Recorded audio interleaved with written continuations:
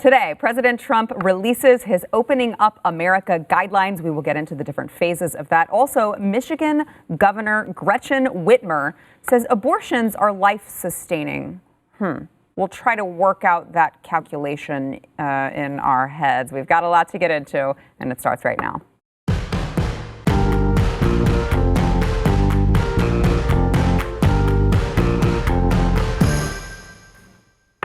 Welcome to the news and why it matters. I'm Sarah Gonzalez. Today joined by conservative commentator Grant Stinchfield 2 days in a row. I love being here 2 days in a row. Me too. I got nothing else to do. So, like everybody else. Neither do any of us. So thanks for being here. You're welcome. I'll take what I can get. It gets me out of the house. Yeah, thanks, Grant. We've also got the Blaze.com's own Aaron Colin. Thanks for being here as well. Is this you're just here because you also need to get out of the house? Well, this is my job, so I'm here one way or another. And he dressed up. You see that? He did dress up. Casual Friday, you know. You guys are all, you have a theme going on with the shirt pattern and the tie pattern. Well, we try to coordinate well for the cameras. What is that called? Paisley? Paisley. I'm trying to do real clothes at least like once or twice a week because the pajamas totally hide whether I'm getting fat or not. well, I'm getting fat no matter what. That's the for a next good couple reason. months. That's true. for a good reason. But I know yesterday I was like t-shirt. So today I thought, I guess I'll dress for work today. Whatever. All right. President Trump is releasing his new, or I should say has released yesterday, his new Opening Up America guidelines. It's in 3 different phases. So phase 1, just to kind of hit the high points here really quickly. Phase 1 is for states and regions that satisfy the gating criteria. Individuals should continue to shelter in place if you are vulnerable. Members of households with vulnerable residents should be aware that returning to work where they can't social distance, they may be bringing pathogens home to their families. All individuals, when in public, should maximize physical distance. It says don't get together with more than 10 people, minimize non-essential travel, and adhere to CDC guidelines. Employers continue to encourage telework, if possible, return to work in phases, minimize non-essential travel, and so on and so forth. Large venues can operate under strict physical distancing protocols, which will be very interesting to see how that happens at, for instance, a theater. Sell like half the house. Yeah. How many people you'd have to sit next or, far apart? How many seats do you have to leave open? Right. And how do you do that in a theater when you've got families who are going together, who can sit together, right? So how do you reserve certain seats and leave enough room? It'll be interesting to see how that happens. Phase 2 is for states and regions with no evidence of a rebound and that satisfy the gating criteria a second time. I'm not sure that there are any states or regions right now that fit that criteria. No evidence of a rebound. I'm to understand that we're all to expect that there will be some sort of rebound once we start going back to work. Yeah, and I think that's why they structure it that way. They make you meet this first 14-day criteria, and then if things don't bounce back with that wave, they give you the requirement to pump the brakes so that we don't just spiral out of control. So I think it's really a smart way to do it because it's saying we're going to try this. And if anything seems to get out of control, we'll pull it back for a second and then we'll try it again. And it just does these 2-week increments that I think places like maybe Texas or places in the Midwest that are not being hit as hard have a real chance to get things going again. And then places like New York, which are in a much worse situation, they can do it at their own pace as well. But it doesn't really endanger anybody. It's not reckless in the way that some people are accusing the president of being with this. Now, Grant, schools in phase 1, as we just said, no one's ready for phase 2 yet, right? We're all starting at phase 1. Phase 1, schools are closed. Visits to senior living facilities still should be prohibited. Gyms can open if they adhere to very strict sanitation guidelines and so forth. And this is phase 1 or 2? Phase 1. Phase 1. That's important to me, by the way. Yes, I know, me as crazy. well. Same. Bars should also remain That's also closed. very important to me. Let's get those back open. Yeah. Let me just say, though, school opening, top of my list. Need my kid going back to school, although I know he's not going back to school. At this point, there's no way they're going back to school. It ends in May. So at this point, we've got them through, August, September. God bless you parents out there. We're going to get through it together somehow. Grant, what are your thoughts on phase 1, where, we're all starting at phase 1. All of these things are still closed and prohibited. So look, I think we should have been in phase 1 from the very start of this and let the states decide what's right for them. We took the New York City model and spread that straight across the country. I think it was a bad move. I think there is something to be said for making sure that those in the nursing homes are sheltered in place. It looks like there's evidence now that 57% of all corona-related deaths globally were inside of nursing homes. So you take that and put them in place instead of shutting down an entire economy, you're going to minimize the amount of deaths. And I would ask, how many lives are being lost while we shelter in place? How many diagnoses of cancer are being undiagnosed because you're not going to the doctors? You've got liver and heart disease, diabetes, kidney disease. How much of that is not being noticed or detected because people are staying home? There's another cost here that's not being measured. And so I think we should have been in phase one from the very start. Yeah, and the problem with having done what we did at first and now trying to do this gradual thing is that people's expectations are in a different place. And so now when these rebounds do inevitably happen in some places, people are going to be panicked because a lot of people have this expectation that when things open up, it's going to be because there's no danger at all. And that was never going to be the case. And so now we're fighting against the expectations of people and trying to control their reaction when you see a little bit of a spike in cases because you open up some businesses. No matter if we do this now or if we do this in December, that's going to happen. And people have to understand that about the way that we're going to roll things back out. That is a really great point, because I feel like we are living in a society, and now maybe some of this we can put on the mainstream media for not properly reporting why we're actually supposed to be doing this, which was to slow the hospitals' overload, right? To make sure that the hospitals didn't get overwhelmed, not to make sure that you are not sick with disease. And I think that that's the real problem that, at least that I'm seeing within the American public, is that we are so scared of a disease that we don't have a vaccine for, or that we don't have a cure for, that we just don't know what to do with ourselves. And it's like we're getting to this point in society where Western medicine is so advanced, we think somehow we're going to live without getting a disease or a virus ever again. And it's just couldn't be farther from the truth. Yeah, there was never any way to prevent people from being exposed to it. Right. It was about when they get exposed and will they have access to the treatment. And so over the long term, we're probably still going to see a large amount of, unfortunately, cases and deaths from this, but hopefully we can minimize some of those because they can get to the hospital, they can have a ventilator, they can get what they need. But go ahead, go for it. I mean, I'm still really not on board with all of this as of yet. No, and I'm not saying I am. I'm just saying at least understand the reasoning behind it. And right? The reasoning, I think, was flawed. So there is a hospital crisis in America today due to COVID. And it's not overwhelmed hospitals, it's empty hospitals. There are hospitals everywhere across this country that are going to go out of business because they're not doing elective surgeries. People are not going to see the doctor. They're not overwhelmed like New York City is overwhelmed. You look at New York City. They said there was a ventilator crisis there. And what happened? Every hospital that was asked, do you need ventilators? What do? They did what typical liberals do. Of course we need ventilators. Of course we do. They said they needed 40,000 ventilators. Well, they didn't need close to that many. And so what happened? The media jumped on board. They sensationalized this whole thing. And now, as you said, Aaron, people are scared. But what I want to tell people is not everyone needs to be scared as somebody else. If you're in a nursing home, I understand why you're scared. If you're over 65, 70 years old with an underlying condition, I get you're scared. I'm 51 years old. I'm in great shape. You know what? I'm not scared. Bring Corona on. I get sick a little bit and I'll recover. And to your point about the empty hospitals, I think there's an argument to be made that we could have done a lot of the social distancing or the precautions without canceling every other hospital procedure to where now places are closing because they're having to lay off people because nobody can come in to get physicals or surgeries that aren't life-threatening and things like that. I don't think we had to do that. And so I hope one of the first things that happens is that hospitals start opening up these elective procedures again, because people do need to, preventative care and physicals and things like that to catch cancer or whatever. There's no reason to be holding that off. You can still socially distance and do whatever precautions you need to while doing that and not crippling all these hospitals. I think Governor Abbott opened up elective surgeries in his statement today. And phase one of President Trump's plan, elective surgeries can resume on an outpatient and inpatient basis at facilities that adhere to the guidelines. So they will be opening that back up. I want to go back to the senior care facilities for a moment, because I do find that to be a sticky situation, at least in my head, hoping you guys can help me figure this one out. Do you think that they should be restricted from leaving? Should they be quarantined? Because I look at that situation and I'm like, if I signed up to live in a senior care facility, I mean, there are plenty of retirement communities where the people are well enough to go to the store, to go out, to go do things. They just want to live with other people and, you know, get the socialization aspect.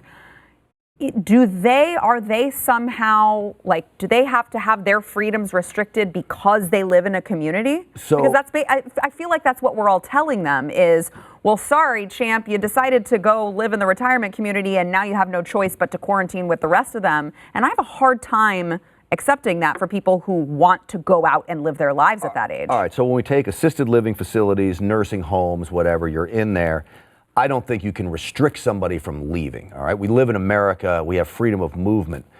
Because there are a lot of people at risk in there, what you can restrict is when you come back, if you decide to leave, if they let you back in, you're gonna have to go into quarantine for 14 days. But I mean, if they let you back in, you're paying to live there, right? Well, then you shouldn't be charged if they're not gonna let you back in. But if you choose to leave, which you have a right to leave, look, Milton Friedman said regulation should only come into play when there are 2 or more people in the deal, and one of those people do not have a say in the deal, all right?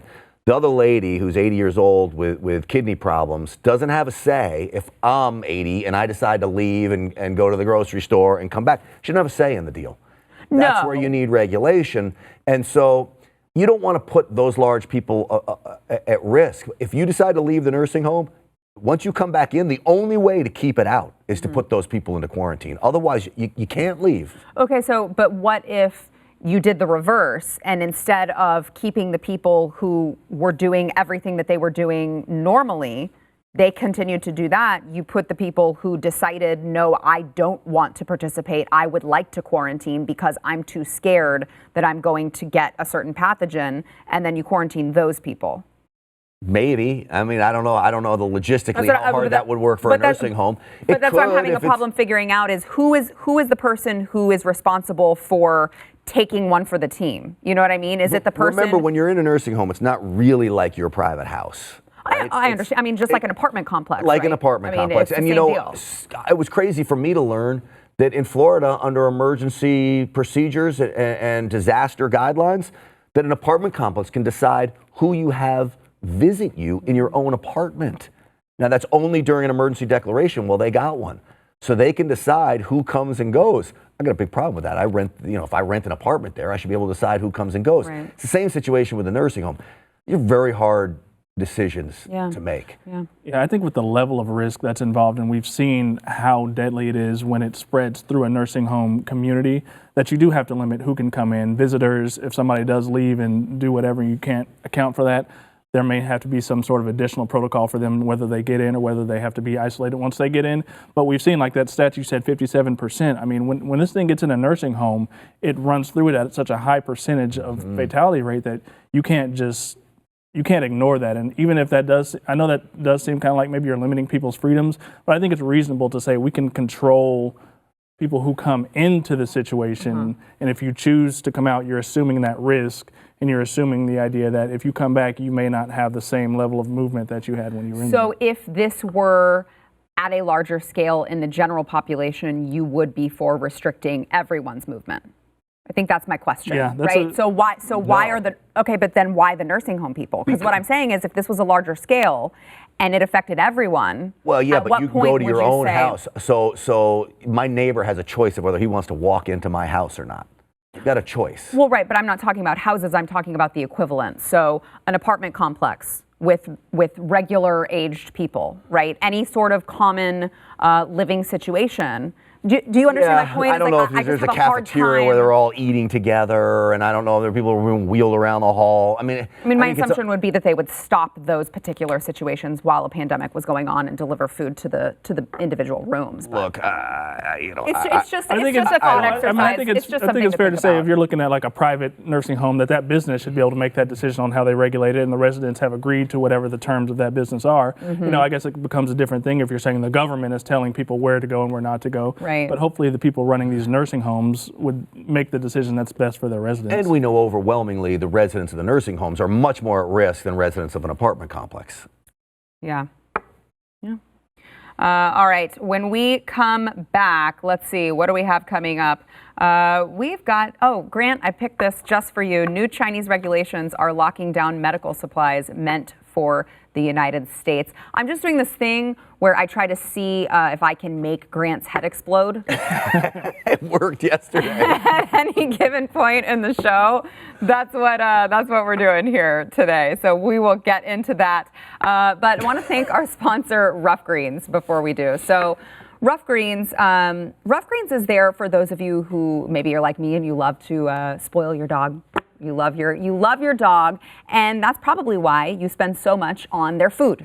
And you're thinking that you are giving them the best of the best of the best because you're spending so much on their food. Well, let me tell you, if you're getting them dry dog food, that has a 2 to 3 year shelf life, which is great for storage purposes, but not great for health purposes, because in order to get that shelf life, they've got to go through and sanitize everything, take all of the nutrients out, the enzymes, the good stuff that your dog is supposed to be getting in order to thrive. They're taking that out of the food to make it, get a 2 to 3 year shelf life. So Ruff Greens, that's where Ruff Greens comes in. It is not a dog food. It's a supplement that you put on top of that dry dog food that you are giving your dog. It is going to put all the nutrients back into the food to make sure that your dog thrives. You've got probiotics, enzymes, vitamins, healthy microbacteria. Our dog, she's a Doberman. She's very young, but I don't know if it's the breed or what, but she never really wants to eat that much.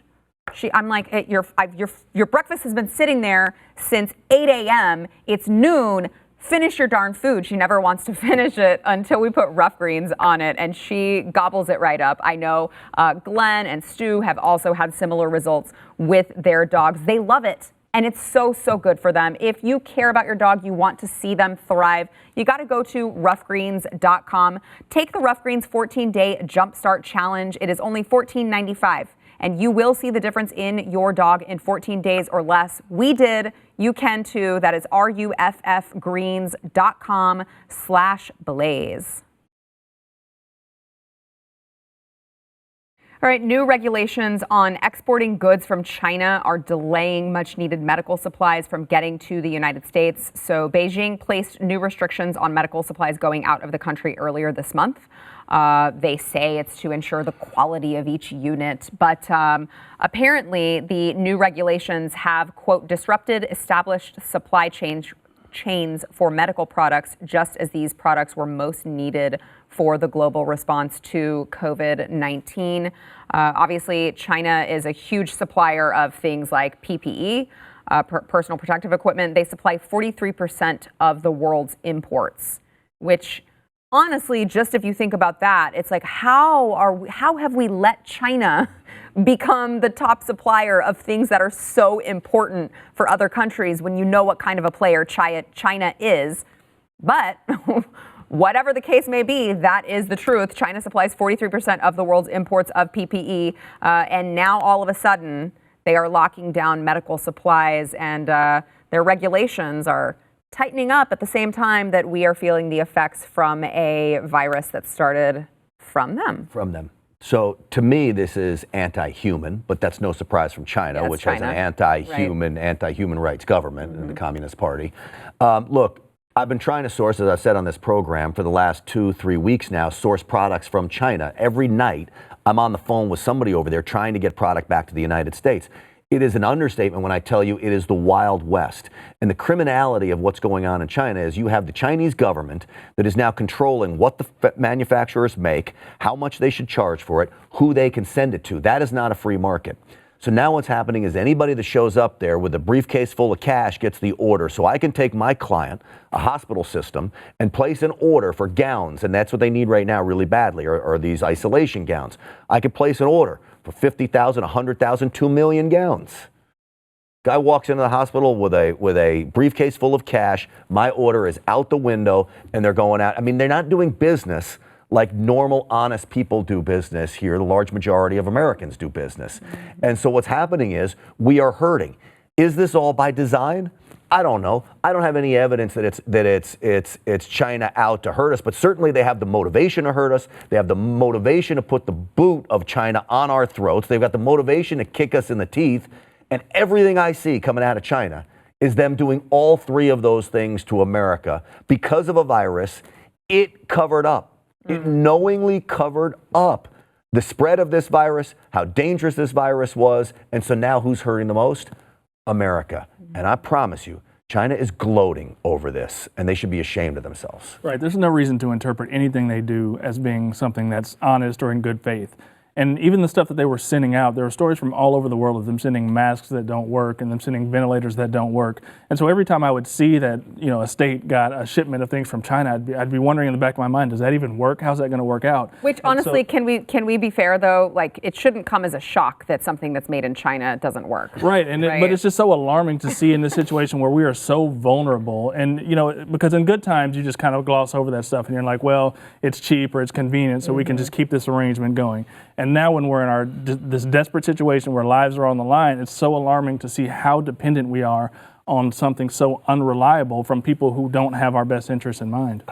If there's a silver lining of all of this, surely this has got to be it, right? The United States has got to finally realize we cannot continue getting all of our important You hope goods. so, but you wonder when things are good again, do people kind of drift back toward what might be convenient? You do hope for that change, though. I'm working with a Dallas-based company that was supplying shirts, and they were doing fashionable women's blouses.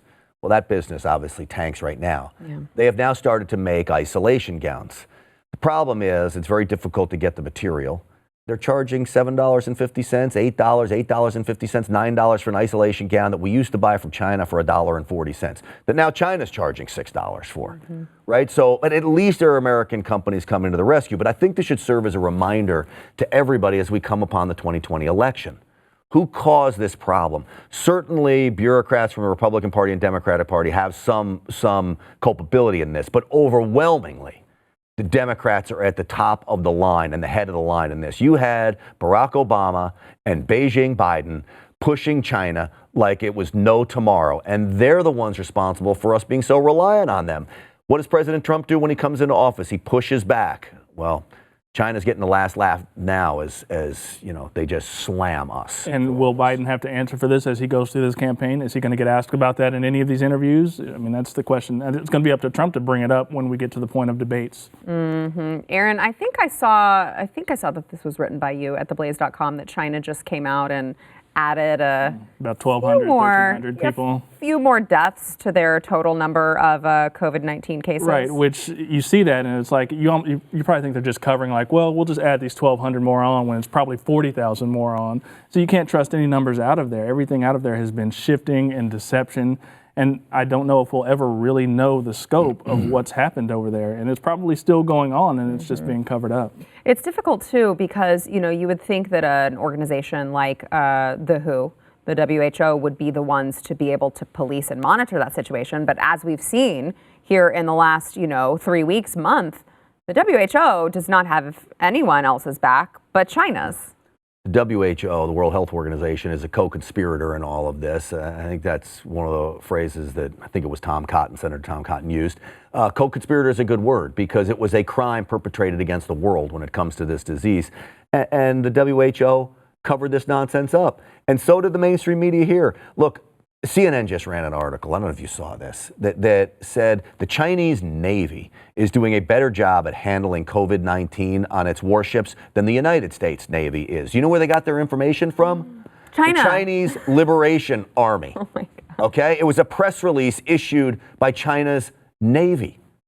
That's what CNN reports on. Wow. So that's what we're up No against. matter what your bias is, it's unbelievable that you would look at information coming straight from China and just take it at face value, because you're just setting yourself up to be embarrassed by how wrong that turns out to be later. Well, but that's my question is, will they get embarrassed? Because the Americans who are currently listening to places like CNN, who are still putting stock in what CNN has to say, are they ever going to recognize that this is the garbage that they're getting? Yeah, probably not. I mean, I've been doing some research on this, and it is actually hard to find information about the cover-ups that China has been doing, whether it's, making doctors disappear or fudging the numbers or whatever. It's a little bit harder to find that information. But you do see, you remember some of those articles from before, like, look how China shut down their outbreak. Some of those have kind of disappeared, and the outlets try to act like, well, we had this the whole time. So there probably is not enough accountability on that, but we just try to get it out there. Yeah, it's just frustrating when you see things like, I think it was yesterday, Grant, when we were talking about, now there's a new report that's come out in mainstream media. I believe Fox News was the first in mainstream media to report on, the fact that, hey, there's a lot of evidence to suggest that this did come from the lab that was in Wuhan. And it's just frustrating because, here at the Blaze, we reported on that a long time ago. We were one of the first ones to actually do the research back and in the look day at the when facts. It was a right-wing conspiracy. Yes, and that's what's frustrating to me is that it still feels like in America there's still this underlying idea that unless a mainstream media source covers something, it's a conspiracy. Right? It's just a conspiracy theory. It's already been debunked, even if it's never been debunked, and no one wants to pay attention to it, except for you, viewers, because you're smart, until a mainstream media outlet picks it up. But I'm like, but if all the mainstream media outlets are garbage, then what does it matter if they pick it up or not? A lot of that is because they control the perception, because when something comes out early, they have the ability to marginalize when it comes from the Blaze or when it comes from somewhere that's not a mainstream outlet. And then even when it changes, they just pretend like they had it the whole time. So they're able to control the way people view it. Yeah. Grant, last word. When you look at the evidence against China, and it may be circumstantial evidence, but it's still evidence the same, of what happened inside that lab, the person that got out of that lab giving it to his boyfriend, that the lab exists there, that they didn't shut down travel from Wuhan to other countries when they were shutting down situations in the rest of their own country. A reasonable person says you can ask the question about whether or not it originated there or not. And unfortunately, even Fox News, the left doesn't even look at that as a credible outlet. So I still hear from liberals that are saying this is still a conspiracy theory when the evidence is growing. It's no longer a conspiracy theory. It's like, hey, let's ask the questions and get to the bottom of it. Right. That's been a long time since we've tried to do that, Grant. All right, coming up, Michigan Democrat Governor Gretchen Whitmer wants to tell everyone that abortions are essential procedures because abortions are life-sustaining. Yeah, your head's going to explode. First, we want to thank our sponsor. It's a new sponsor to the show, the Classic Learning Test, also referred to as the CLT exam. Now, it would have been impossible, even as recent as a few months ago, to imagine a scenario in which SAT or ACT would, cancel all of their tests for the spring. So under different circumstances, this would be a dream come true for CLT because they'd be looking to challenge their two competitors. Obviously, no company wants their big break to come as a result of an international pandemic. However, CLT has already been preparing a solution for years. Rather than canceling any tests due to COVID-19, CLT has actually tripled their testing dates available for this spring. Most importantly, they are making the CLT available to students via remote proctoring at home. They've been developing and piloting this technology for nearly a year. Their initial plan was to utilize remote proctoring as an option for students living in really rural areas, but they are really excited to make it available to all students with the current pandemic going on. Bet you didn't know that you actually had CLT as a third option. A lot of colleges are now looking at CLT as a solution. The exams are taken online in just 2 hours. You've also got same-day results, which is huge when you're the student who's taking the test and you're like, I need to know what I made. You don't want to wait weeks for that result.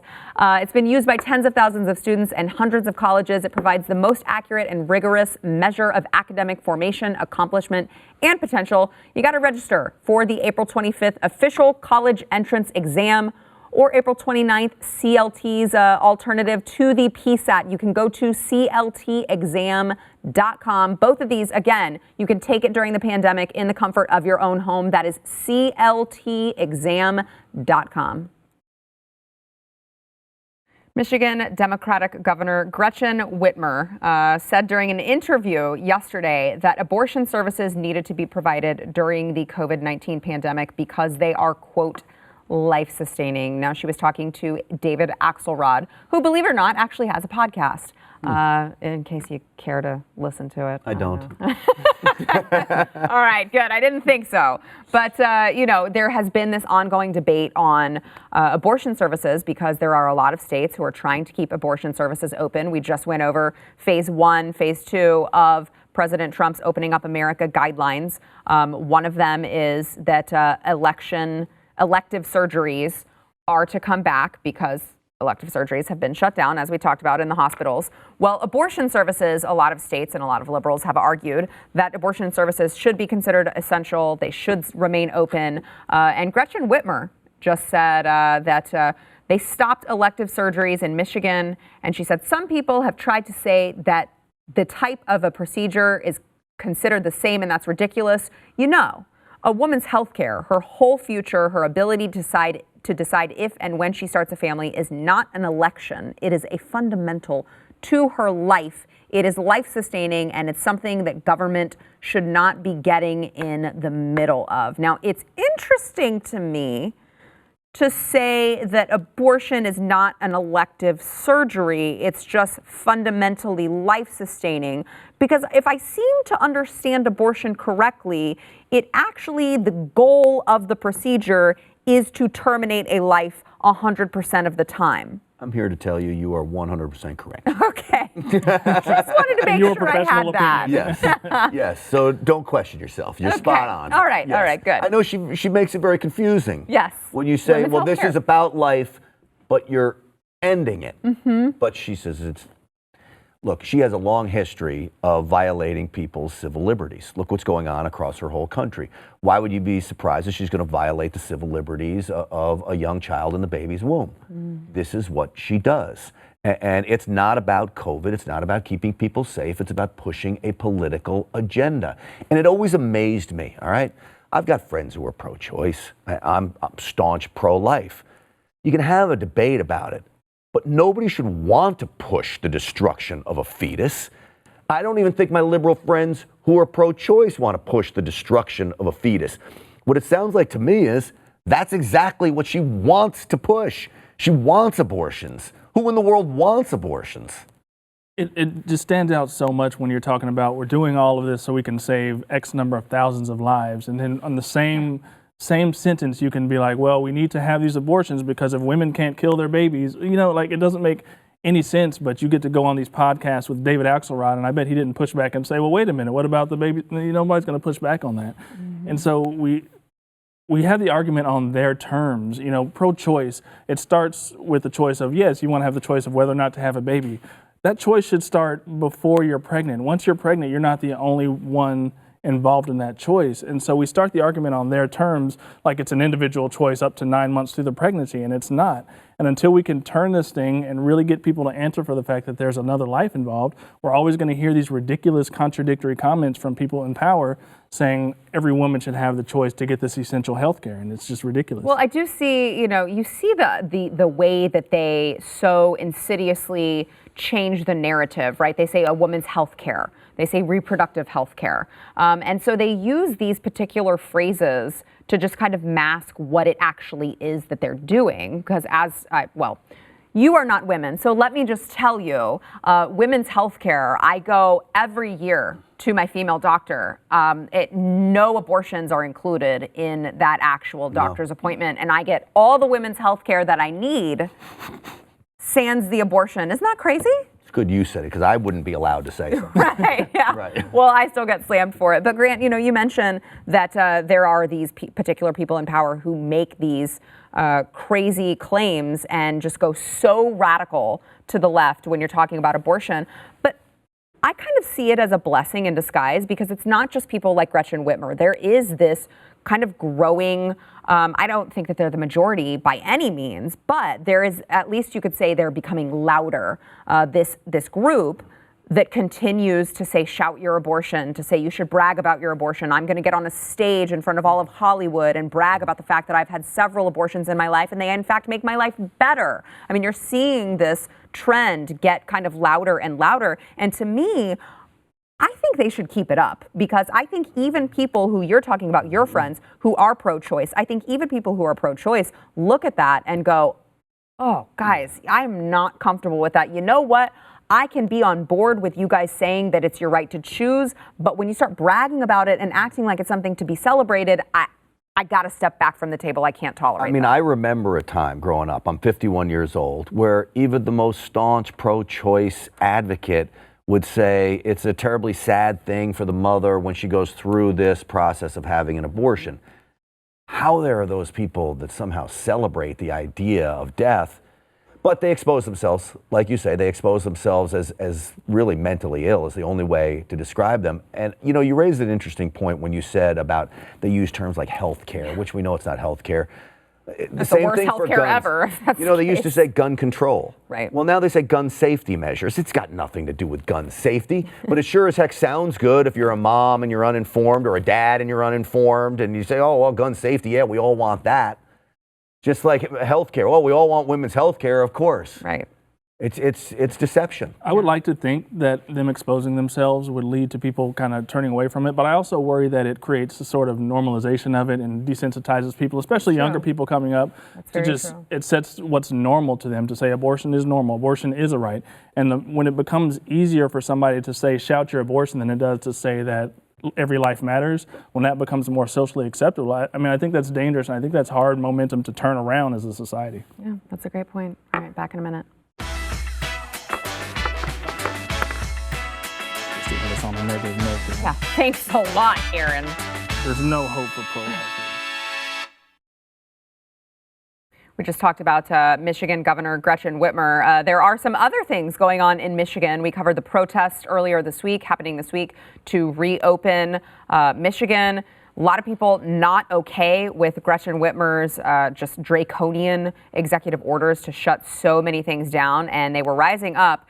The View co-host Joy Behar had something to say about all of these Michigan protesters, you know, just protesting for their right to, make their money to feed their own families. Here is what Joy Behar had to say about these Michigan protesters. Well, I'd like to ask them if they're willing to sign away their right to treatment if and when they get infected. Are you going to say, okay, I don't need a ventilator because I thought I should go out and defy the governor's order? Okay? And I'd like to know if people in states that are following the guidelines, like people like us in New York, can be sure that these people don't come here. I mean, they blocked an ambulance the other day. Can't they be charged and arrested for that? I understand the fact that, you know, they're upset because they can't get their veggies. But hello, we're talking about this disease being way more infecting and worse than they even thought. You know? And by the way, they're watching Fox a little too much. They're watching Laura Ingraham, who tweeted, "Time to get your freedom back." And then the brilliant Janine Pirro, in early March, she was parroting Trump that the infection rate would drop as the weather warms. I mean, this is who they're listening to. So again, then will you say I won't get the treatment if I get the virus? That's my question. I wonder if she feels that way about the people who went to Mardi Gras in Louisiana, or the people who went to spring break, or does that only apply to Michigan protesters who are trying to get their rights back? Or does it apply to anyone who is overweight or obese? Do they now that they've done that to their own bodies, if they go to the hospital for a treatment for a heart attack or anything like that, right? Are we going to tell them, no, we're not going to give you treatment because you did it to yourself? Yeah, and to the point of New York following the rules, I mean, I think there's a lot of evidence that a lot of people in New York were not following the guidelines that they should have been following. So to say that New York is somehow the gold standard of how doing things right and everybody else should be able to stay away from them, that doesn't even make sense. New York's an anomaly to what's going on across the country. All right, so New York is under it. I feel sorry for those people there, but they're an anomaly. It's not what's happening across the rest of the country, and the mainstream media ought to wake up to this fact, and that includes Joy Behar. She is so ill-informed. The fact that she mentioned Judge Janine and Laura Ingraham, I wish she mentioned you, Sarah, because it would be a huge endorsement to you on this program, just like it was to them. If she is slamming somebody, I know they're most likely on my side. Yeah, I mean, it's so frustrating to me just to hear the overwhelming anti-American sentiment that she even just kind of disguised in what she's saying, just to say, well, you have to obey this order. The governor spoke, and no matter what it is, it's your responsibility to obey it. And it's like, that's not what America was founded on. Do you know what she's saying there? She's saying, I hate you. I hate you because you supported Donald Trump. I hate you because you're waving an American flag. I hate you because you believe in the Bill of Rights. I hate you because you believe in the Constitution and you believe in freedom and liberty, which are terms she knows nothing about. She is very willing, as she just said, to just obey any stupid governmental order that may have either no effect or an ill effect on your life, but she's going to obey because the powers that be say, just go ahead and obey. That's not who we are in America. That's tyrannical. but she supports tyrannical behavior because she thinks her liberal leaders know better than all of us. And notice the condescension where she says, you just want your veggies. No, they want their jobs. They want to be able to like feed their families. The stakes are so much higher than the way that she tries to portray that. It's Great ridiculous. point. Yeah, no, it is a great point because, I mean, and again, there are a lot of Americans who understand principle. And, you know, maybe the principle is, yeah, you can't tell us that we can't work to get money to feed our families and then also tell us that we can't buy the seeds to grow our own vegetables to feed our families, right? It's like the principle is lost on them because all they're looking for is that big government. It's easy when you can sit in your home studio and record your show and make your millions to look at people who are protesting for the right to just make a basic salary to tell them that they're stupid for what they're doing and they don't even deserve to go to the doctor if they get treated. They don't have the same options as she does, and she doesn't see that. Do you see, Grant, do you see Supreme Court rulings on all of these executive orders that are happening right now? Do you see those taking place after I'm all this? hoping that we get through this quick enough that we don't have to get to the Supreme Court. The Supreme Court did rule on similar situations going all the way back to the smallpox when we had that in the early 1900s and said, look, you have a right to move about your country. You have a right to end. The government does have certain rights during disaster situations to put in place some restrictions. But they've got to be reasonable restrictions. And what's happening right now is when you can't buy seeds, or they tell you go to the grocery store and you can't buy certain items because the government deemed they're non-essential, that's not reasonable. And I think the Supreme Court would agree with me on that. And they're afraid of that too, which is why I don't think they want to go to the Supreme Court. Yeah, Aaron, your thoughts, last word.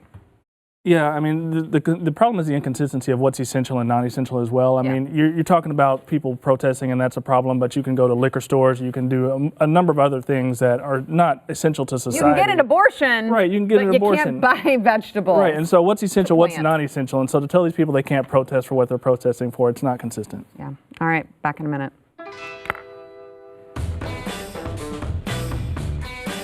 Tito's is essential.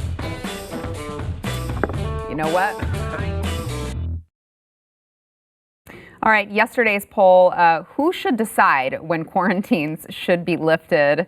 Oh, that's good. The majority of you got this one correct. 65% of you said state governors, and 36% of you said President Trump, 35%. So, yeah, that's good to know because, you know, states have rights. And, you know, you like President Trump now, but the next president who is in office after President Trump has 4 more years, you see what I did there, you may not like what they determine, and that's why you live in your state. Can I just say, you know what the great thing about President Trump is? There's a lot of great things, but sometimes he does get things wrong, right? So the ultimate authority thing, he was going to, as a conservative, I really don't want my president. I would have blasted Obama for saying ultimate authority, but here's what's great about President Trump. He goes back in and somebody talks to him and says, Mr. President, this is why you can't. Oh, I understand. And he comes back and he walks it back. He's done this numerous times on things. You got to give the guy credit. How many politicians do you know actually correct themselves? Yeah. Not very many. Yeah, that's a great point. All right, today's poll, who has been the most dishonest about COVID-19? All right, here are your options. Are you ready? Okay. This is a tough one.